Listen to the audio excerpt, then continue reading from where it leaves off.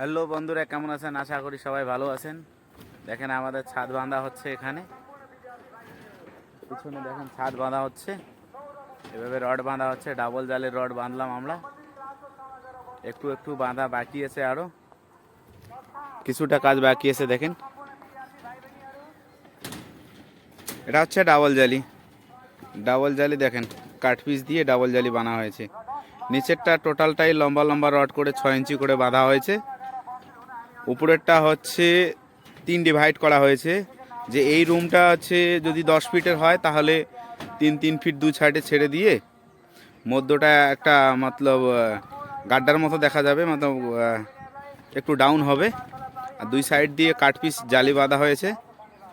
আর বাকি সব দেখেন পারফেক্ট বাঁধা হয়েছে, সব 6 ইঞ্চিতে রড বাঁধা হয়েছে ডাবল জালি করে। এখানে চেয়ার বার বসানো হবে। এখন দেখুন জালিটা আপনাদেরকে দেখাচ্ছি, এখানে দেখুন টাচ হয়ে আছে পুরো জালিটা। যদি আমি নড়াই তাহলে দেখবেন যে টাচ হয়ে আছে জালিটাতে। এখন চেয়ার বার বসা হবে, তারপরে দুটো জালি আলাদা আলাদা থাকবে, কারণ একখানে থাকার কোনো মানে হয় না। দুটো জালিকে আলাদা আলাদা রাখা হবে চেয়ার বার দিয়ে। আর পিলারগুলো দেখছেন, এখানে একটা মাস্টার রিং বাঁধা হবে ছাদ ঢালানোর আগে আগে। এখানে একটা নিচেতে, ওই জায়গাটা একদম নিচেতে একটা রিং বাঁধা হবে, একটা রিং এখানে 3 ফিটে বাঁধা হবে। তাহলে কি হবে, পিলারটা ভবিষ্যতে এদিকে ওদিকে মতলব চলে যায়। অনেক সময় দেখবেন লাইন থেকে ছুটো হয়ে যায়, এ লাইন থেকে ও লাইনে অন্য লাইনে চলে যায়, যার জন্য এখানে মাস্টার রিং বাঁধা অবশ্যই জরুরি। এই জিনিসটা আপনারা যত নতুন মিস্ত্রি থাকবেন বা ঠিকাদার থাকবেন, আপনারা ধ্যান রাখবেন। ছাদ ঢালার আগে আগে এখানে একটা মাস্টার রিং অবশ্যই বেঁধে নেবেন, কারণ ঢালানোর সময় যখন আমরা এখানে ভাইব্রেটর চালাই, তখন রডগুলো এদিকে ওদিকে এদিক ওদিক করে সরে যায়। যদি মাস্টার রিংটা বাঁধা থাকে তাহলে রডগুলো আপনাদের সরবে না। তবে এটা জিনিস আপনি অবশ্যই ধ্যান রাখবেন, জালি যে কোনো জায়গায় আপনারা জালি বাঁধবেন, জালিতে চেয়ার বার ভালো করে লাগাবেন, নজদিক করে লাগাবেন। চেয়ার বার লাগানো এই জরুরি যে দুটোটা জালি যেন এক জায়গায় টাচ না হয়ে যায়। যদি এক জায়গায় টাচ হয়ে যায় তাহলে জালিটার কোনো মাহাত্ম্য থাকবে না, কারণ লোডটা যদি বেশি হয়ে যায় না, তাহলে এক জায়গায় জালি থাকলে ক্যারেক হওয়ার চান্স থাকবে। তার জন্য ধ্যান রাখবেন, চেয়ার বারগুলো ভালো করে বসাবেন।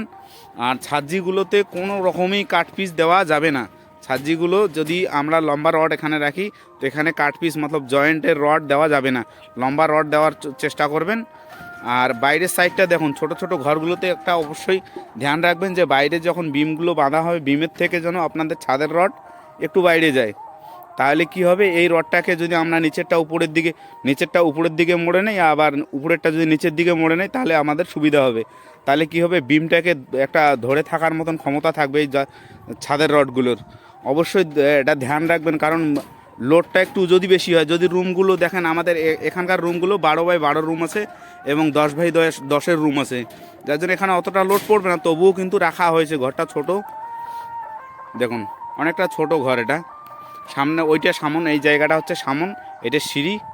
আর এই জায়গাটা আমি দেখাচ্ছি, এটা হচ্ছে পিছনটাতে এই জায়গাটা রাখার উদ্দেশ্য হচ্ছে এখান থেকে লাইট মতলব ঘরের মধ্যে যে আলো যাবে, যে লাইট যাবে, যার জন্য এই জায়গাটা কাট আউট রাখা আছে, যেটাকে ভয়েড বলা হয় ইঞ্জিনিয়ারিং হিসাবে।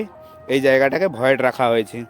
সামনে আমি এটা দেখাচ্ছি, দেখেন এইটা হচ্ছে একটা রুমটা অ্যাডজাস্ট করা আছে, কারণ জমিটা যে আছে এটা হচ্ছে একদম জমির কিনারা অবধি ঘরটা বানানো আছে দেখেন,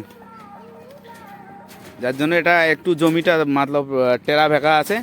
এটাকে সিধা করে নেওয়ার তো ক্যাপাসিটি ছিল না, তার জন্য দেওয়ালটা জুড়িয়ে দেখেন, এখানে দেওয়াল জোড়া আছে, তারপরে কিন্তু ছাদ হয়ে যাচ্ছে। দেখেন দেওয়ালটাকে দেখেন, অবশ্যই দেখলেন, এভাবে দেওয়াল জোড়ে দোনো সাইডে দেওয়াল জোড়া আছে আমাদের।